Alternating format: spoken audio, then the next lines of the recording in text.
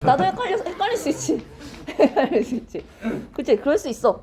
자, 그러면 요 충신연주지사라고 생각했을 때든지 아니면 이 작품이 그냥 여성 화자가 임과 이별한 슬픔을 노래하고 있는 작품이든지 이 작품에서 중요한 상징적 의미를 가지고 있는 시어들만 정리해 볼게요.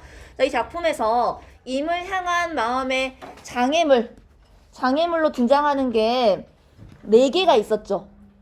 4개가 있었는데 이제 교과서 학습활동 보시면 132쪽에 3번에 대한 학습활동 그냥 학습지에서 같이 할 거거든요.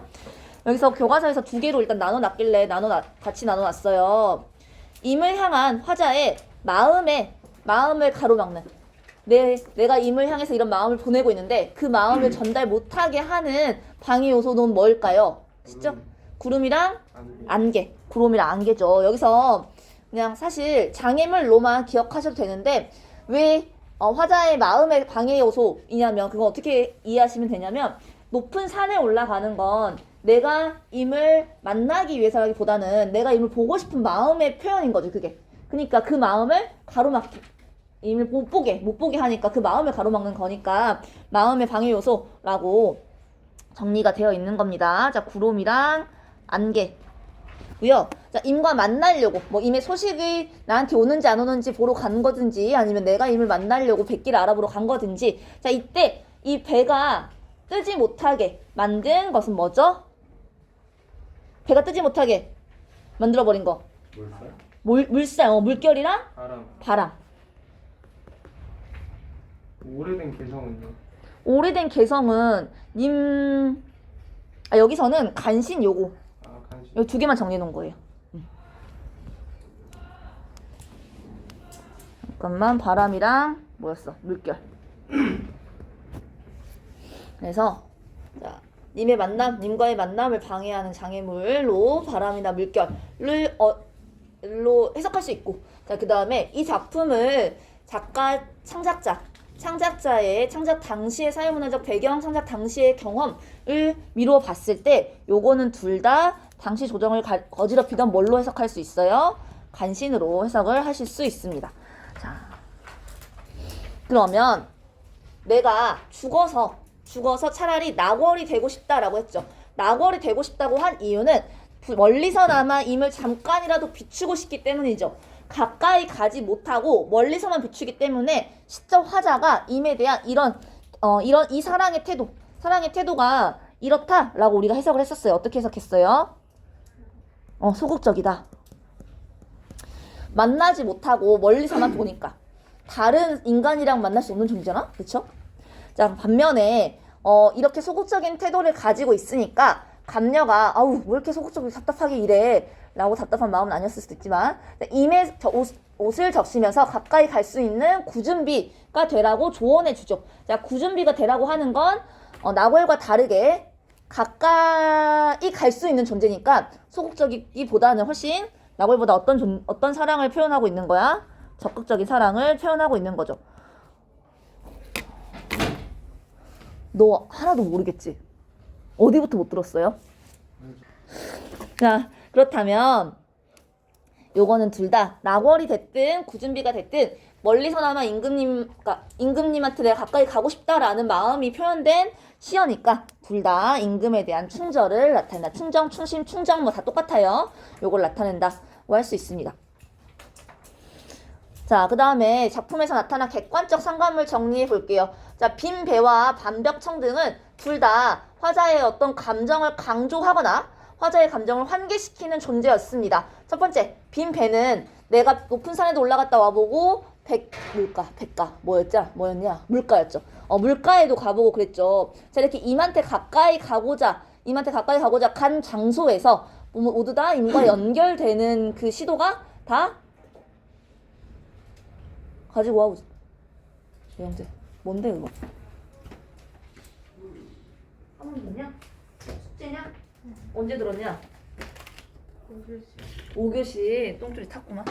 자, 빈배는 내가 여기 이렇게도 해보고 저렇게도 해봤는데 전부 다 인간 닿을 수 없었기 때문에 그때 느끼는 상실감, 그리고 상실감과 함께 밀려오는 내가 이제 임과 함께 할 수 없구나 하는 외로움을 강조하는 거라고 했었습니다. 그래서 화자의 외로움과 상실감을 강조하는 것. 자, 이면 반벽창 등은 뭐였지? 내가 그래서 집에 돌아왔어. 이미 오길 기다리면서 밝혀놓은 등불인데 저 임과 함께 오지 못하고 저것만 하나 밝혀 있는 걸 보니 시적 화자의 이런 감정이 더 환기된다라고 했어요. 어떤 감정? 외로움. 외로움이 환기된다라고 했어요. 그래서 원래 객관적 상관물이라고 하는 게 그 안에 세부적으로 종류가 여러 가지잖아.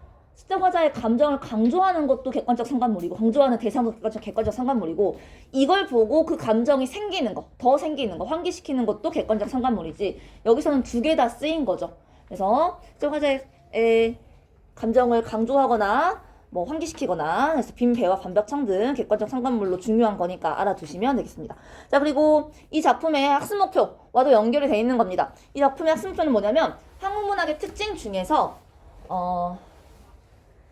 많이 표현되는 정서로 한의 정서가 있었죠. 자, 그 한의 정서가 한이라고 하는 게 여러 가지가 있겠지만 보통 임과 이별한 상황의 한, 임과 이별한 데에 느껴지는 한을 노래하는 작품들이 많았는데 송미인곡이 그랬던 거예요. 근데 이렇게 임과 이별할 때 느끼는 슬픔과 그리움과 한을 남성의 목소리로 표현하는 것보다 자, 이렇게 시적 화자를 다른 대상으로 의탁해서 표현하는 게 훨씬 효과적일 거예요. 남성의 목소리가 아니라 화자를 누구로 설정해요?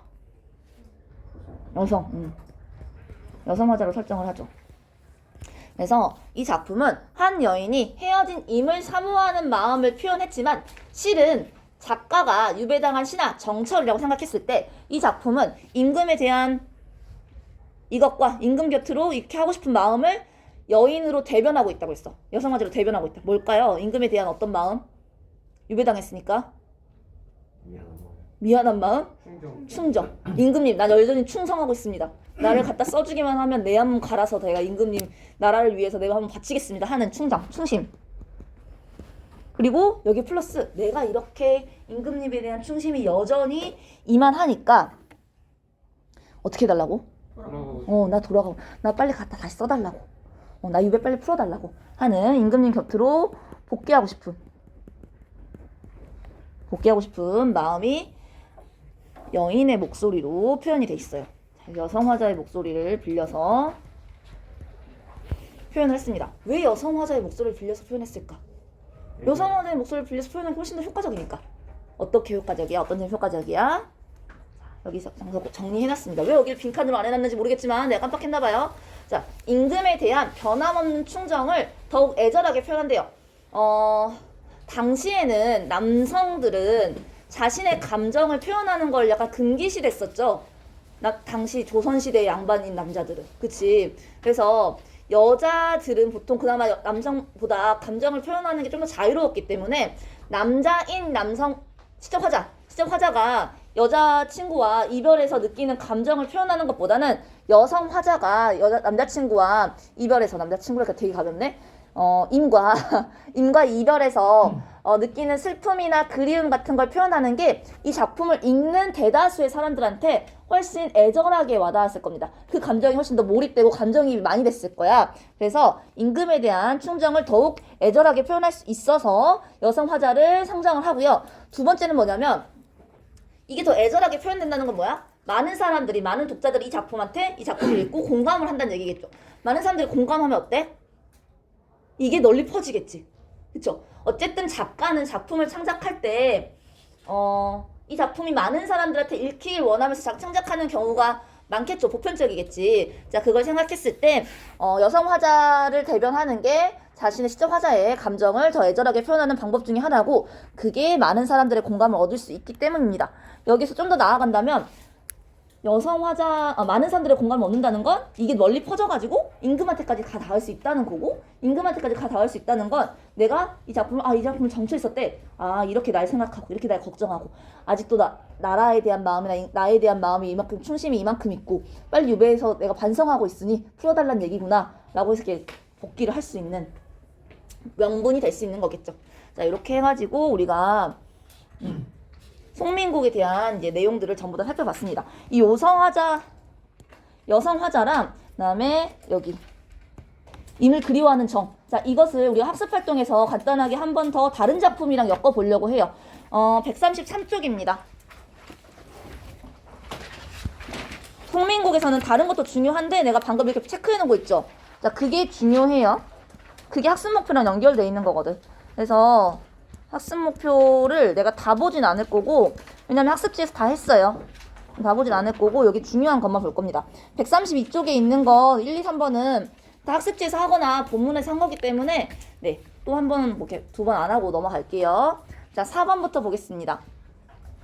자, 한국문학의 개념과 범위를 이해해보자라고 했을 때 이거 한국문학의 특징을 한해 정서를 표현하고 있는 작품들이 많다. 한해 정서를 표현하고 있는 작품들로 묶어놓은 거, 그 주제로 묶어놓은 거예요. 그러면은 송민국, 정읍사, 그다음에 요 한시, 자술이라는 한시가 전부 다 임에 대한 그리움으로 묶여 있는 작품입니다. 그런데 우리는 송민국은 알지만 요 두 작품은 정읍사는 네, 모르실 것 같. 아시는 분들도 뭐 한두 명 있을 것 같아요. 왜냐면 왜 이게 왜 아는 사람 배우지 않았는데 아는 사람도 있다고 했냐면 이 정읍사가 수능에는 이제 잘 안 나와요. 수능에 안 나온다는 얘기는 너무 기초적인 작품이거든. 이거는 고대 가요의 표본에서 너무 기초적인 작품이라서 이걸 뭐 수능에 내진 않는데 이건 그래도 알고 넘어가야지 고대 가요라든지 임과의 부재, 임을 그리워하는 정서 이런 걸로 엮어서 이렇게 선지에 나올 수 있는 좀 기초적인 작품이니까 그래서 이 작품을 알아두시면 좋습니다.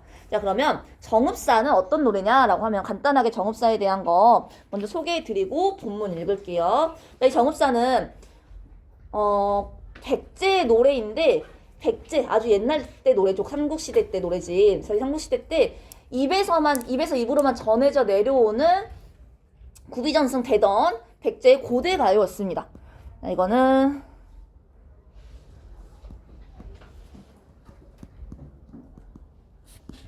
백제의 노래로 전해져 내려오는 고대 가요예요. 그래서 현전하는 그러니까 작품이 이렇게 제목만 남겨져서 이렇게 내려오는 게 아니라 작품 전체가 다 내려오는 유일한 노래예요. 유일한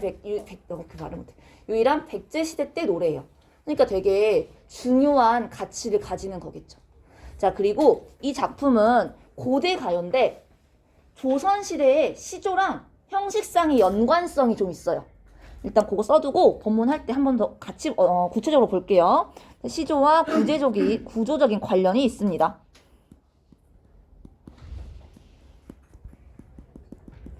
왜 이 내용이 중요하냐면 고대 가요에 있던 형식이 시조에도 비슷하게 보인다는 뜻은 시조가 갑자기 뿅 하고 생겨난 게 아니라 혹은 중국의 영향이나 일본의 영향, 주변의 나라의 영향을 받은 게 아니라 원래 우리나라에서부터 있었던 우리나라 고유의 노래야.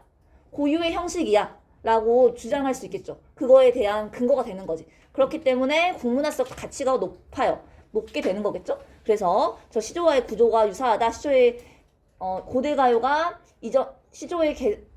시조가 고대 가요 형식을 계승하고 있다라는 점이 굉장히 중요한데 어떻게 이렇게 긴 게 시조랑 어떻게 비슷하냐? 요거를 어떻게 보시면 되냐면 달아 높이곰 도다샤 달님이시여 높이 올라가 주세요. 어기야 머리곰 빛이 오시라. 어기야 이런 뜻이어서 이 어기야 같은 경우가 감탄사인데요. 이런 어기야나 여기서 감탄사로 쓰이는 감탄사나 그 여음구라고 하는데 우리 노래 같은 거 있으면 노래의 후렴구에 뭐 베이비라든지 오예라든지 이런 거는 뜻이 있는 게 아니죠. 그래서 그렇게 박자나 리듬감을 맞추기 위해서 적어놓은 이런 여음구들을 다 지워볼 거예요. 어떤 여음구들이 어떤 게 있냐면 어기야 어강돌이 아으 다롱디리. 그 다음에 또 어디 있어요? 이제 내가 이렇게 찾아줬으니까 너네가 찾을 수 있죠. 또 뭐 있니? 여기 그 다음에 한 줄 밑에 어기야 또 어기야 어강돌이 또 여기도 어기야 어강돌이 아으 다롱디리까지 여기까지. 지금 파란색으로 표시해 놓은 거 전부 다 이런 것들을 뭐라고 하냐면 여음구라고 합니다. 이렇게 쭉 빼서 여음구라고 하는데 여음구라고 하는 건 리듬, 운율을 맞추기 위해서 넣어놓은 단어라고 생각하시면 돼요.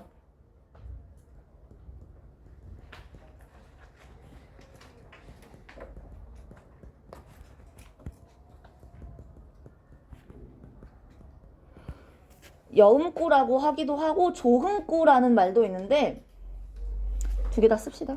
두 개 다 알아두세요. 조흥구는랑 여음구는 살짝 다르긴 해요.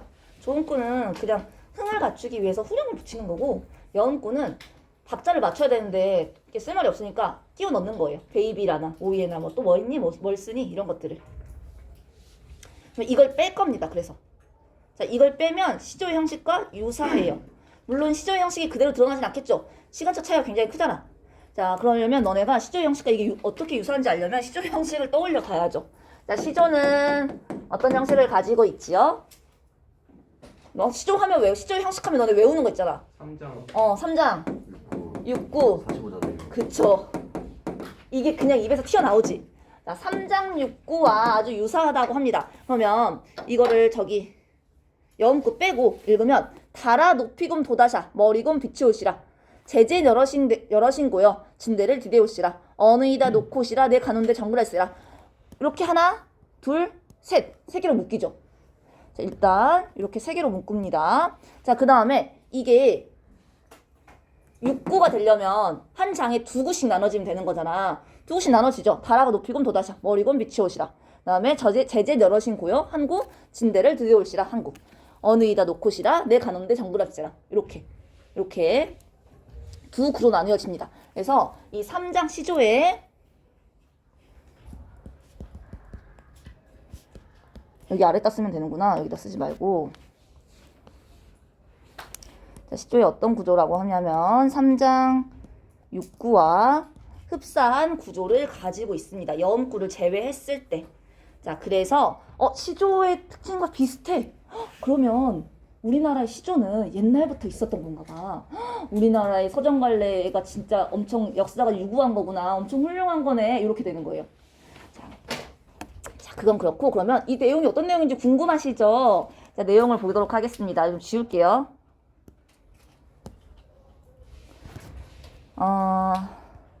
안타깝게도 현대어가 없어요. 현대어가 없는데 현대어로 선생님이 같이 풀이해가면서 읽어드릴 거예요. 궁금하신 분들은 정읍사 현대어 번역 이렇게 치면은 많이 나옵니다. 이거 검색해서 나중에 손으로 써보세요. 자, 이걸 현대어로 번역을 하려면 여기에 쓰이는 중세 어휘들을 좀 알아두시는 게 좋을 거예요. 여기에 어떤 것들이 있냐면 기본적으로 여러분들이 아래아가 바뀌죠. 보통 첫 번째 음절에서는 뭘로 바뀌어요? 아로 바뀌고 두 번째 음절 이하에서는 으로 바뀌죠. 그래서 여기에 있는 아래아들을 첫 번째 음절이면 아로 또는 두 번째 음절 이하면 으로 바꿔서 읽어보시면 현대어랑 비슷한 어휘가 되는 경우들이 많습니다. 전부 다 그런 건 아니지만. 자, 그 다음에 달하 높이금 도다샤에서 보이는 것처럼 하라는 단어가 쓰이는데 이때 하는 뭐 물이든지 성이든지 뭐 이런 게 아니고요. 달하라고 부르는 건 달을 높여서 부를 때 높임의 혹격조사로 쓰인 겁니다. 혹격조사라고 하는 건 누구야? 라고 부를 때 그 야를 말하는 거거든. 그래서 이거는 해석을 할 때 어떻게 해석하시면 되냐면 이시여로 해석하시면 돼요. 달님이시여. 그래서 요거는 해석할 때 뭐 이시여나 아니면은 뭐 누구누구님 이렇게 해석을 하시면 됩니다. 자, 그리고 달하 높이 곰 도다샤 있는데 저 곰이 도대체 뭔지 모르겠지. 저 곰은 앞에 있는 단어를 두 번 반복하시면 되는 거예요. 그러면 높이 곰 도다샤면 높이 돋아주세요. 머리곰 내가 아니죠 저게.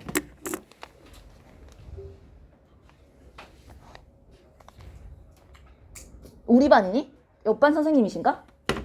야, 혹시 내가 그럼 8반에서 아까 1교시 때 되게 여러 번 시도했는데 안 됐단 말이야? 여기 내 거 떴니 혹시? 그런 경우 있었니? 나 사실 그런 경우 있을까봐 한 번씩 되게 걱정스럽거든. 왜냐면 내 건 뜨면은 내 거는 재현 스텝 이렇게 쓴단 말이야. 너무 창피할 것 같은데도 어쩔 수 없을 밖에 해본다. 그런 적 없었죠? 다행이네요. 그래서 뭐 높이곰 도다샤, 머리곰 도다샤는 뭐 높이 돋아주세요. 멀리 비춰주세요. 라는 뜻이에요. 그래서 곰은 강조의 보조사거든요. 그런 거 알 필요 없고 앞에 말을 두 번 반복한다. 이렇게 해석하시면 됩니다. 자, 그리고 마지막으로 여기 보시면 진대를 디데 열세라 이거 있죠. 요 리을세라, 리을 받침에 쉐라가 붙어있는 것은 어떻게 해석하시냐면은 뭐뭐 할까 두렵습니다 로 해석하시면 돼요.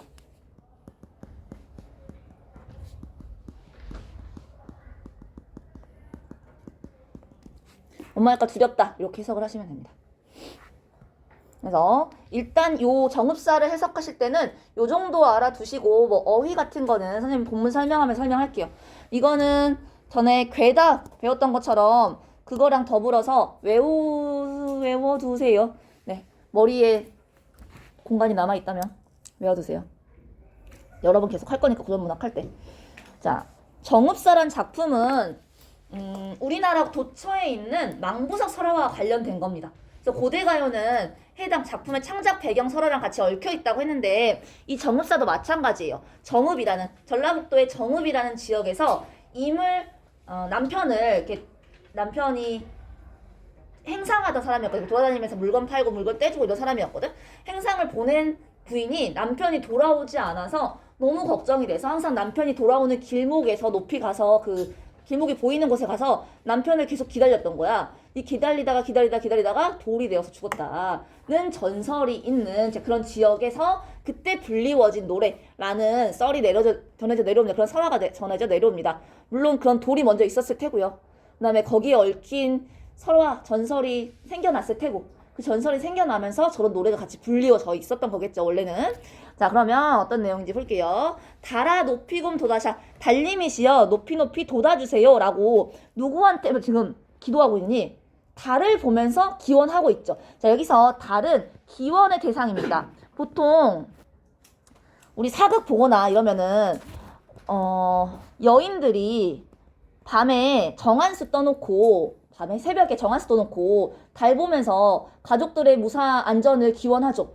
그치? 그래서 예전부터 우리나라에서는 달이라고 하는 존재는 내가 저걸 보고 뭔가 기도하고 기원하는 대상, 내 기도를, 내가 바람을 이루어줄 수 있는 대상으로 인식되었습니다. 그래서 달님이시여 높이 돋아주세요. 이렇게 올라가 주세요. 머리곰 비추시라 멀리 비춰주세요. 달이 높이 돋아서 멀리 비춰주세요. 왜요? 네, 뒤에 읽어볼게요. 왜 그러냐면 제재 여러신고요. 진대를 디대올시라. 제재가 아니라 저제는 뭐냐면 그 사극 보시면 저작거리 들어본 적 있지? 그거예요. 이렇게 어떻게 해석하면 되냐면 요거는 저자에 이가 붙은 거예요. 주기조사. 그럼 저제 뭔지 알겠죠? 딱 보이죠? 저제라는 새로운 단어라고 생각하지 마시고 이렇게 생각하세요. 훨씬 편해요. 자, 저제 여러신고요. 저제를 여다는 단이다 라는 뜻입니다. 단일 행자, 단이라는 뜻이에요. 그래서 저자에 가 계십니까? 진대를 디대올세라. 진대라고 하는 게 중요한데요. 이 진대는 말 그대로 질퍽질퍽한 곳이란 뜻이에요. 그래서 진흙탕, 질퍽질퍽한 곳을 일단은 의미하고요. 이 질퍽질퍽한 곳을 남편을 행상 보내고 내가 지금 달을 보면서 기원하는 거잖아. 뭘 기원하겠어? 남편이 무사히 돌아오기를 기원하겠죠. 아까 배경사랑 얽힌 것처럼. 자, 그러면 달아 높이금 돋아서 멀리 비추시라 라고 하는 거는 남편의 무사 기원을 기원하는 건데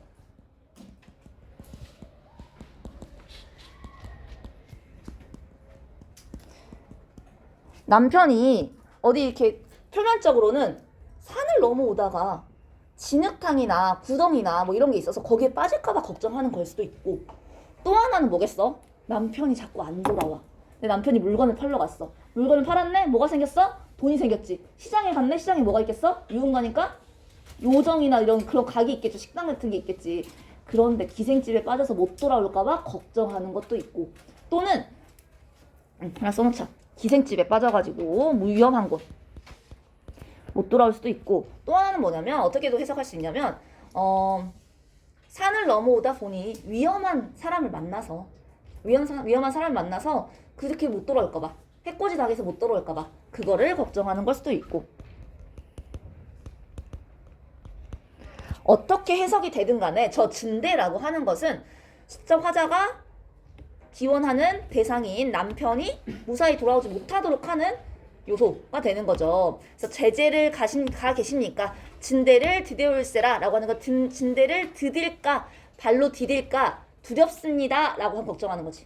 자, 그래서 여기서 이 부분에서 남편의 직업이 행상 같다는 거, 행상 다닌다는 걸 우리가 알 수가 있고, 자, 그래서 행상을 가면 자, 짐을 팔러 그러니까 물건을 팔러 가는 거잖아. 근데 물건을 뭐 다 팔았을 수도 있고 아니면 못 팔고 몇 개가 남아 있을 수도 있겠죠. 그래서 그 물건을 어느이다 놓고시라. 어느 곳에든지 놓고 오세요. 물건 들고 오려고 고생하다가 더 늦게 오지 마시고 빨리 왔어. 빨리 무사하게 왔으면 하는 바람이니까 아, 물건이 뭐가 중요해? 사람이 제일 중요하지. 이러면서 물건 어디 있으면 놓고 오세요. 내 가논데 점그랄세라. 자, 여기서 이게 의미가 조금 해석이 분분해요. 여기서 갑자기 내가 가는데 점그랄세라. 점그랄세란 무슨 뜻이냐면은 내가 가는데 저물까 두렵습니다라는 뜻이야. 뭐 길이 저무든지 날이 저무든지. 갑자기 내가 왜 나와? 지금 누가 어디 나가 있어? 나가 있는 사람 누구야? 남편이죠. 근데 여기서 갑자기 내가 나온다는 거, 부인이 가는데 길이 저물까, 날이 저물까 두렵나? 그래서 의미가 좀 분분한데 이거는 어떻게 해석할 수 있냐면 내가 가는데 점그랄세라. 즉 부인이 가는데 저물까 두렵습니다. 부인이 어딜 가겠어? 이 상황에서? 그치, 남편 찾으러 가는데. 그래서 첫 번째로는 어떻게 해석할 수 있냐? 아내가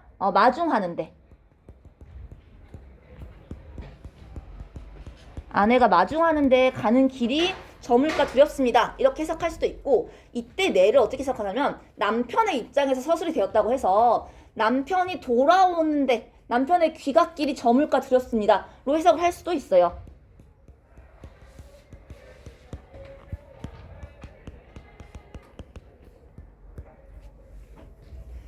자, 세 번째로는 내 가논데 우리 가는 길, 부부가 같이 걸어가는 길, 부부의 인생길이 저물까 두렵습니다. 로 해석을 할 수 있어. 왜냐면 남편이 돌아오지 않으면 우리 집이 풍비박산이 나는 거잖아. 그때 당시는. 지금도 그렇겠지만. 그래서 부부의 인생이 저물까 두렵습니다. 로 해석을 할 수도 있습니다. 여기까지예요. 짧죠? 정리하면 달림이시여 높이 멀리 비추시어서 시장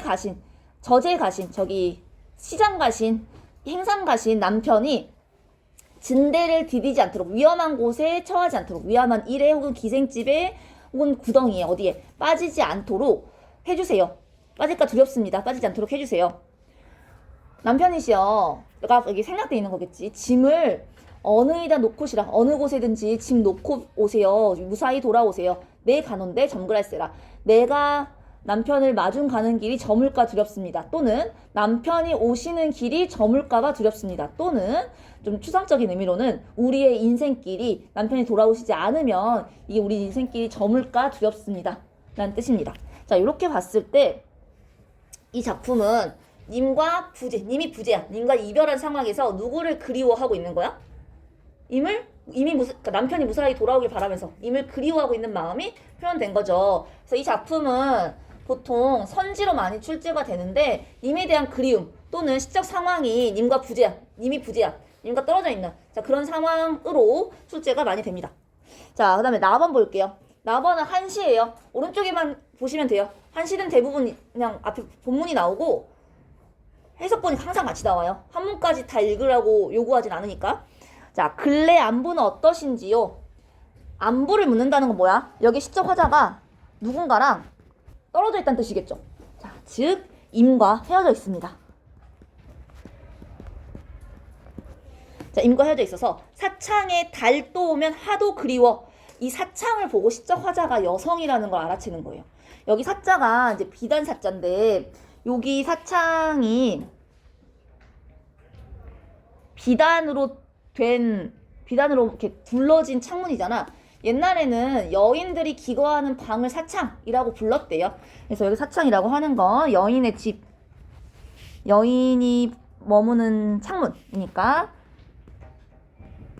이걸 보고 우리는 여성 화자구나. 자, 그렇다는 거 딱 두 줄까지 읽으면 여성 화자가 임과 떨어져 있는 상황, 임과 이별한 상황에서 노래하는 거네. 자, 사창에 달 떠오면 하도 그리워. 사창에 달이 뜨면 마음이 어때? 시적 화자의 정서가 그립대요. 시적 화자의 정서. 여기는 화자의 정서가 나타나는 거. 자, 꿈속 만약에 자취 있다면 내가 너무 님을 그리워해서 꿈속에도 있던 그 나의 넋이 자취가 있다면 실체가 있다면 문 앞 돌길 모래로 변하였으리. 님이 오는지 안 오는지 궁금하니까 내가 꿈에서 자꾸 님이 오는 것 같은 꿈을 꾸는 거야. 송민국의 그 잠자다가 오디언된 개성에 일어나가지고 창문 열어보고 님이신가 했다고 했잖아. 자, 그런 것처럼 꿈속에서 자꾸 나가봐. 내가 하도 많이 나가봐서, 너무너무 많이 나가봐서 문 앞 돌길이 모래로 변했을 거래. 그만큼 많이 나갔다는 거죠. 너무 절절하지 않니? 너무 아름다운 별. 너무 이런 거 오글거리지 너네. 문 앞의 돌길이 가루 모래가 될 만큼 많이 왔다 갔다 했다라는 건 그만큼 어떻다는 거야? 님이 그립다는 뜻이겠죠. 자, 님에 대한 그리움을 부각 강조해서 표현하는 건데 실제로 돌이 모래가 될 만큼 왔다 갔다 한다는 건 되게 오래 걸리는 일이잖아. 자, 그래서 돌길이 모래로 변했다는 거는 그만큼 많이 갔다는 뜻이니까 그만큼 내가 임을 그리워하고 있다는 거니까 과장법이 쓰인 거고. 자, 이만큼 내가 임을 간절하게 그리워한다.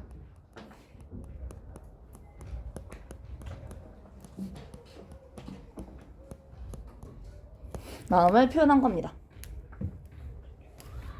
그래서 두 번째 작품도 결국에 임과 헤어져 있는 상황에서 임에 대한 그리움을 표현하고 있는데 그 표현 방식이 돌길이 모래가 될 만큼 내가 임을 많이 찾아갔다. 꿈에서라도 많이 찾아갔다는 그런 식으로 과장법으로 표현이 되어 있는 겁니다. 여기 봤을 때 송민국이든 가든 나든 화자의 상황은 뭐예요? 시적 상황은? 임과 이별했어요. 임을 그리워해요. 정서는 임에 대한 그리움이에요. 정서 및 태도는 임에 대한 그리움, 임의 그리움이 아니잖아. 임에 대한 그리움.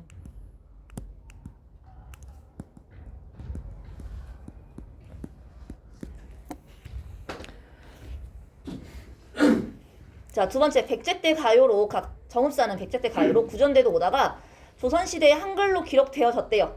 자, 그리고 나는 조선시대 때 생각한 한시야. 그러면은 우리말로 써있는 게 아니라 한문으로 쓰인 거지. 하나는 구비전승되던 거고 하나는 한문으로 쓰인 거야. 근데 왜 한국문학이냐는 거야. 뭐라 그랬지 우리? 한문으로 쓰이는 거 왜 한국문학이라고 했었죠? 국문학이 포함된다고 했었죠? 한문으로 쓰인 거. 나다. 요 나는 조선시대 창간 한문으로 쓰이는 시잖아. 한문으로 쓰여있지만 당시의 한문은 우리말을 기록하기 위한 보편적인 동아시아의 보편적인 언어이므로 그때 한문도 우리말에 포함된다고 한 거죠. 생각한 거죠. 그래서 한시로 쓰여 있는 것도 국문학으로 표현이 된 거고 구비전승 되던 것도 당연히 우리나라 사람들의 문자가 없었으니 우리나라 사람들의 정서가 표현된 문화 작품이 전승되던 방식이므로 구비전승된 것도 문자로 쓰여 있지 않은 것도 국문학에 포함시킬 수 있다. 이거 너무 오랜만에 해서 다 까먹었니? 자, 한국문학은 세 가지 조건을 갖추어야 했었죠. 어떤 거였어요? 한국인이 써야 되고, 한국말로 써야 되고, 어디서 쓰여야 되고? 한반도에서 쓰여야 되고. 자, 그 중에 저거는 가와 나는 우리말로 쓰여있지 않다는 거야. 왜 우리말로 쓰여있지 않는데 한국문학, 국문학에 포함시키냐고 그걸 물어보는 문제인 거예요. 이해되시죠?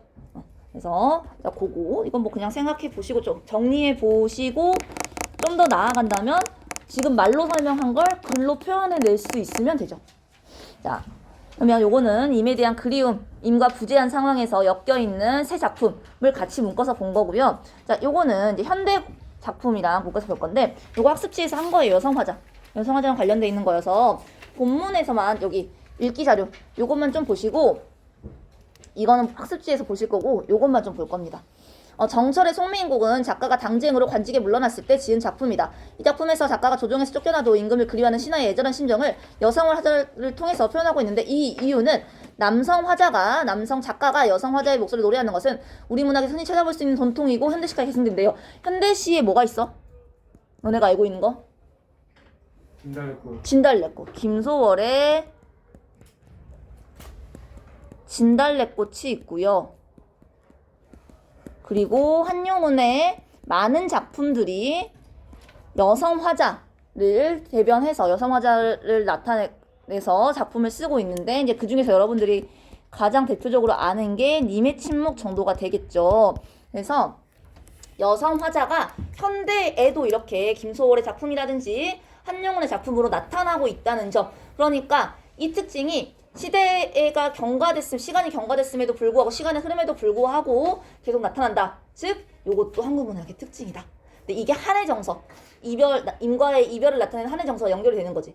임과의 이별을 나타내는 한의 정서, 임과의 이별에서 느껴지는 한의 정서를 효과적으로 표현할 수 있는 방식 중에 하나가 여성 화자로 대변하는 거. 이렇게 연결시키면 됩니다. 그래서 그것으로 우리가 이런 특징을 알아보기 위해서 송민곡을 봤던 거고, 송민곡과 관련해서 정읍사를 봤던 거고, 한시를 봤던 거고, 정읍사 한시를 보면서 요게 우리말로 쓰여있지 않은 건데 왜 국문학에 포함시키는지까지 같이 봤던 거예요. 다 연결이 돼 있는 거니까 같이 공부하시면 됩니다. 그러면 우리가 지금 송민곡으로 할 수 있는 거는 전부 다 끝났어요. 오, 드디어 송민곡 끝냈네요. 수업이 10분 남았죠. 춘향가 들어갑시다. 10분 남았어요. 너무 졸려요? 너만 졸려? 아니야, 애들 다 졸려해. 졸려하는데 내가 모른 척하고 나가는 거야 지금. 10분이나 쉬긴 좀 그래.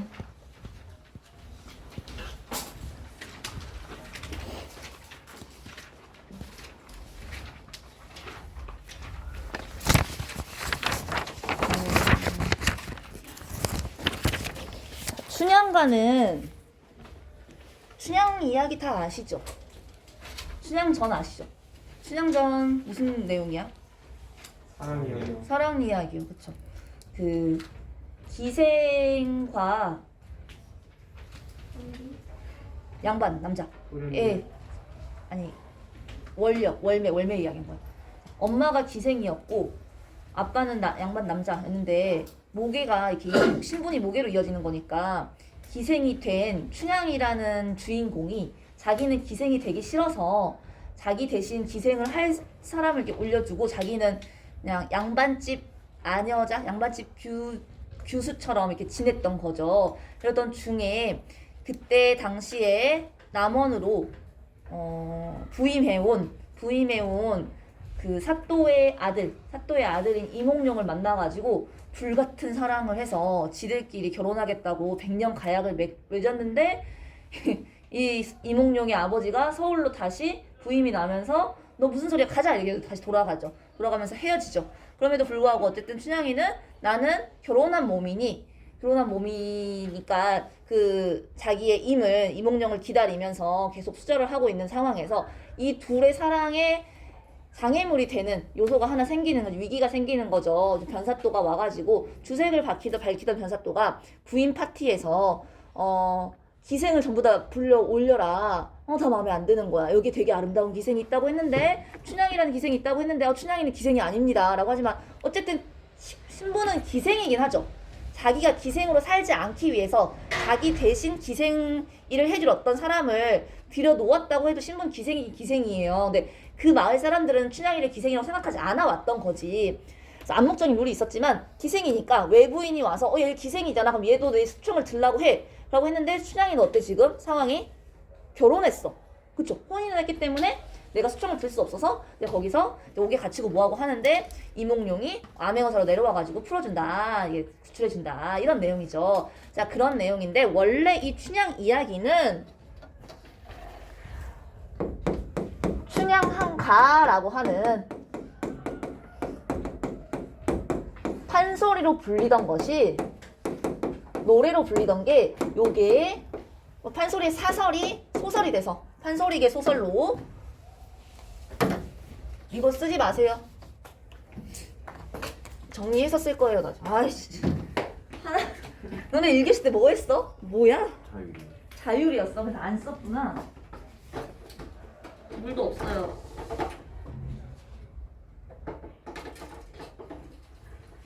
일교시 자율 너무 좋다. 자율 누가 하셔? 담임선생님이 하셔? 네. 되게 좋겠다. 담임선생님이 좋으시겠다. 나는 우리 반 자율을 내가 안 해서